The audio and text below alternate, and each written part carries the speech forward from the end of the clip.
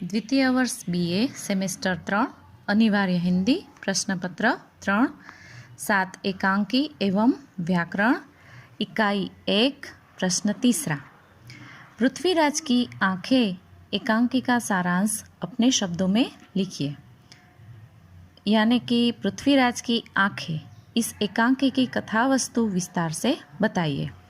इसका जवाब है तो रूपरेखा, पहला प्रस्तावना, दूसरा पृथ्वीराज की आंखें एकांकी की कथा वस्तु और तीसरा उपसंहार। इनमें पहला है प्रस्तावना। डॉक्टर रामकुमार वर्मा हिंदी के ऐसे प्रतिष्ठित साहित्यकार हैं जिन्होंने एकांकी, नाटक, कविता आदि साहित्यिक विधाओं में लगभग 100 कृतियों की रचना की है। विविधता और गुण की दृष्टि से इनका एकांकी साहित्य काफ़ी उल्लेखनीय है। इन्होंने मुख्य रूप से ऐतिहासिक एकांकी लिखे तथापि सामाजिक और साहित्यिक विषयों और वैज्ञानिक अतिकल्पना पर भी एकांकियों की रचना की है।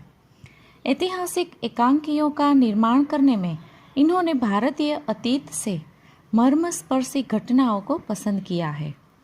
पृथ्वीराज की आंखें डॉक्टर वर्मा का प्रसिद्ध एक ऐतिहासिक एकांकी है। इसकी कथा वस्तु चंद्रवरदाई रचित पृथ्वीराज रासो के 67वें समय के आधार पर रचित है। यद्यपि लेखक इसे ऐतिहासिक घटना नहीं मानता है, किंतु वह महाकाव्य की मार्मिक घटना मौलिक ढंग से नाटकीय प्रस्तुति करता है। दूसरा है पृथ्वीराज की आंखें एकांकी की कथा वस्तु। गौर के किले में पृथ्वीराज कैद होने के साथ एकांकी की कथा का प्रारंभ होता है। कैद खाने में बंद पृथ्वीराज के हाथ साकल से बांध दिए गए हैं।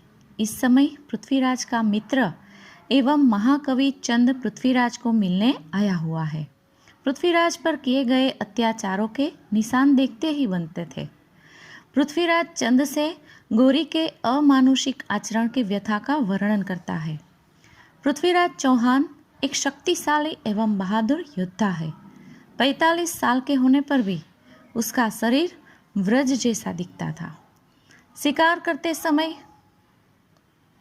व्याघ्र के पंजे भी उसे तीक्ष्ण नहीं लगते थे, किंतु अत्याचारी गौर के आदमियों ने उस पर पशुत्व का व्यवहार करके पूरे शरीर को निस्तेज बना दिया था। पृथ्वीराज चंद से कहता है कि यदि उस समय तुम होते तो कांप जाते, तुम्हारी लेखनी कुंठित हो जाती। इस पृथ्वीराज के शरीर पर इतना अत्याचार देख लेने पर भी वह माता कहला सकती है। कवि, घोषणा कर दो कि यह वसुंधरा माता नहीं पिशाचिनी है। पृथ्वीराज को वह रात याद आती है जब उन्हें अपनी प्रेयसी संयोगिता का अभाव खलने लगा था। वह संयोगिता की यादों में खोया हुआ था।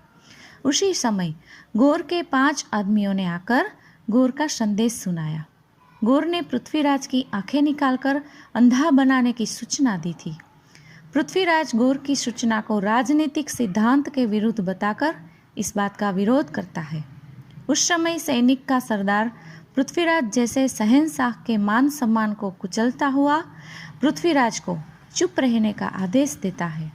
दिल्ली और अजमेर को भौह के संकेत से नचाने वाले चौहान को यह शब्द कांटों की तरह चुभ गया। यदि दिल्ली में ये शब्द कानों में पड़ते तो? पृथ्वीराज के कड़े विरोध के बावजूद भी सब ने मिलकर उसे पकड़ लिया और उसके हाथ पैर बांध दिए। एक क्षण में 2 गरम सूजे पृथ्वीराज के आंखों के पास आ गए। धीरे धीरे उसकी गर्मी का एहसास होने लगा।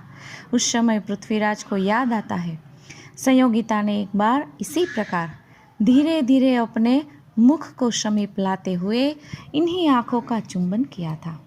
उस समय उन अधरों की मादकता मेरे पास इसी प्रकार धीरे धीरे आती हुई जान पड़ती थी। गौरी के आदमियों ने उन गर्म सूजों से पृथ्वीराज की पलकों को छेद डाला और उनकी पुतलियों को जलाकर नष्ट कर दिया। जिन अतृप्त आँखों में सौंदर्य सुधापान की मादकता थी, जिन आँखों में संयोगिता की मूर्ति अंकित थी, वे आँखें अब पृथ्वीराज के पास नहीं थी। जिन आँखों में सौंदर्य रूपी अमृत की मस्ती थी, जिनसे रण क्षेत्र में लोहा बरसाता था, वही आंखें निकाल ली गई। वे जयचंद के विश्वासघात में जल गई।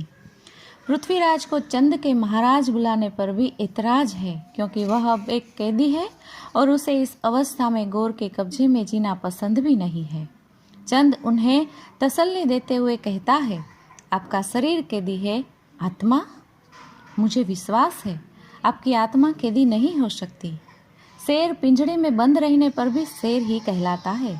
चंद के शब्दों पृथ्वीराज की शीतलता नहीं दे सके। पृथ्वीराज दोजख भरी जिंदगी से छुटकारा पाना चाहते हैं, इसलिए अपने प्राणांत करने के लिए चंद से तलवार मांगता है। इस समय चंद के पास उसकी तलवार नहीं थी। मोहम्मद गोरी के हुक्म से दरवाजे पर ही चंद की तलवार ले ली गई थी। पृथ्वीराज चौहान के मतानुसार वीरों का प्राण ही तलवार होती है।